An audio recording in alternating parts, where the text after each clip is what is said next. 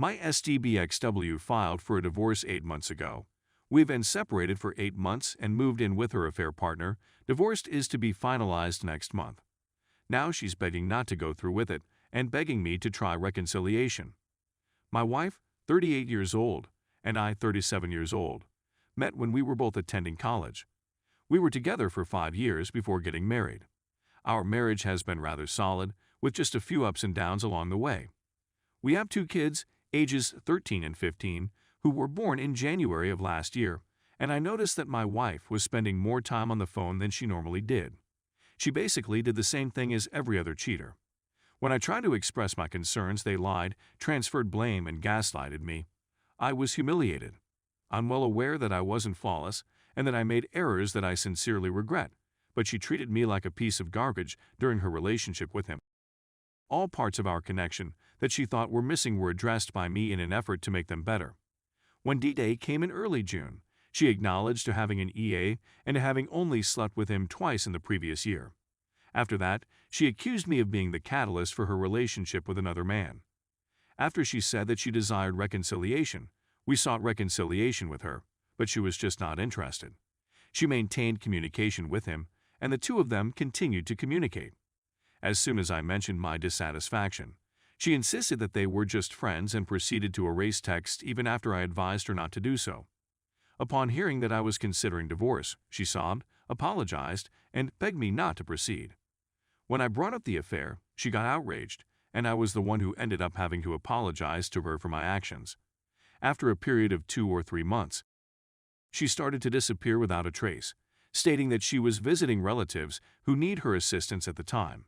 After a while, I had a sense she was going to see AP, and when I brought it up to her, she was quite convincing. She went gone for a weekend and didn't answer any of my calls or messages. When she returned, she told me that her cousin had become unwell and they needed to transfer her to the hospital, and that she had left her phone at her sister's home while they were transporting her, and I was putting in my best effort to make it work for us the whole time.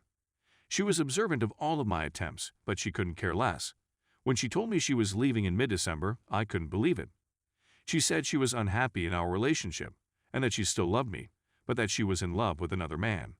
She had finally met the person she had been searching for. I remember weeping for hours in an attempt to convince her, but she was firm in her convictions. It was necessary to tell the youngsters. Given the limited space in her AP apartment, I was advised to keep the children throughout the week and bring them back to her on the weekends. She filed for divorce a week after that incident. The last several weeks have been the most hardest of my life, and I have sobbed for weeks. Despite my best efforts, she just expressed regret for all she had put me through and said that she would want to apologize, but her mind was already made up. Except for us, no one else was aware of what was going on. They were both aware that we had simply been separated, but they had no clue why we had been separated. When her mother called at the end of January and insisted that I tell the truth, I had already invited her and her father to my house. On my mother-in-law's shoulder, I sobbed almost to the point of tears as I told them what I had learned. They'd offered me consolation and expressed regret for their daughter's irresponsible behavior. I then contacted my parents and a few close acquaintances, and before long, everyone was aware of our existence, and I started receiving comforting messages from others who were discussing my ex-boyfriend. A few times later, my wife called me and broke down in tears, telling me that I had turned everyone against her and that she despises me. In addition, she claims that persons have threatened her in AP, that her father despises her, they had a nice relationship, and that her sisters have refused to engage in conversation with her. No one will be able to speak to her without making her feel uncomfortable. It was the middle of April at the time. By the beginning of June, her relationship with AP had deteriorated as a result of the stress she was experiencing. In one of her visits to the kids, she informed me that her AP had kicked her out because he couldn't handle the stress of their relationship. She was staying in a hotel room at the time of this conversation. The look of someone who was depressed was not there in her. When she inquired as to whether she could move back in, I responded in the negative. She conveyed her appreciation, but asked for more time with the children to be spent with them. After expressing regret for having missed the children's activities, she said that she would come back in the afternoon to cook for them and spend time with them. I was in agreement. As soon as I arrived home from work, she would be there to cook my favorite supper, clean the house, and leave little notes with flowers saying I love you.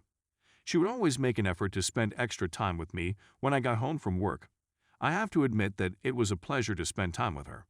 Her next words were about how much she misses me and whether or not I actually want a separation from my husband. I used to avoid these kind of talks.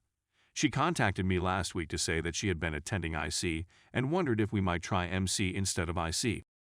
So she's started out dressed like that, with makeup on, and she's made an effort to initiate with me, which I've rejected down flat. She has gone out and bought extra stuff for me, and she has mentioned MC on a number of occasions. She sobbed throughout the weekend, pleading with me not to continue with the divorce. She said that she has already endured a great deal, and that all she wants is for me and her family to be together again, and that she would do everything I asked. It's almost as if the roles have been reversed in this situation. I've stayed numb throughout this ordeal, but a part of me is happy that she's finally received a dose of her own medicine. Despite the fact that I still love her, I'm unsure whether or not I should try to restart our relationship. Story 2.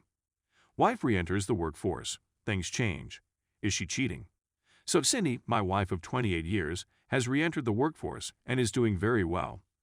Her first employment was as a local sales representative after 20 years of being at home to raise our 3 children. She was quickly promoted to regional manager and began traveling often for work, including occasional overnight trips. Cindy is a lovely 52-year-old MIL female who has been very reclusive throughout her life, but she seems to be bursting out of her shell as a consequence of her newfound success in her professional life. Possibly, I'm reading too much into it, but I wanted to share my thoughts and get comments from the group. She has a lovely shape that is voluptuous while yet being healthy and toned. After our child had stopped breastfeeding, she had a breast augmentation procedure. She is only approximately 6 tall. I've always thought she was extremely beautiful, but she was reluctant to dress in a manner that would show off her excellent shape. The situation has changed. When she dresses for work, she always frames and accentuates her large breasts, as well as her attractive. It was a long time before she realized she had to keep it covered, even while she was wearing trousers. Now, when she returns home, she dresses in light-colored yoga pants that display everything about herself. Her newfound feeling of self-worth, I'm thinking, is the result of a recent epiphany. However, consider the following. Following a long journey, she returned home late on Friday night, had a glass of wine, and instantly went to bed the next morning. I fed the kids, put them into bed, turned on the television, drank a bourbon, and went to bed early. Sin had fallen asleep naked behind the sheets, snoring like a lumberjack. As soon as I wake up the next morning, I see her moving and she immediately snuggles up next to me and begins to kiss me. I had a feeling that this was going to be a fantastic obsession. I take her in my arms, kiss her, and pull her close to me. I turn her over, climb over her, and continue to suck her, which are rather enormous. She lowers her legs as if to indicate that I should approach closer to her. I've always enjoyed receiving oral fulfillment from her. As I slide down on her to taste her, I see that her has been. Her body has never been exposed to me in the 30 years that I've been consuming her. It is trimmed short during the summer months so that it does not protrude from her bikini. She, on the other hand, has never it. I don't say anything and just drive around like a freight train, driving her crazy. Come on, come back up there, F her, and don't even get me started on her new grooming habits. What are your opinions on the matter? Is this becoming too much of a nuisance?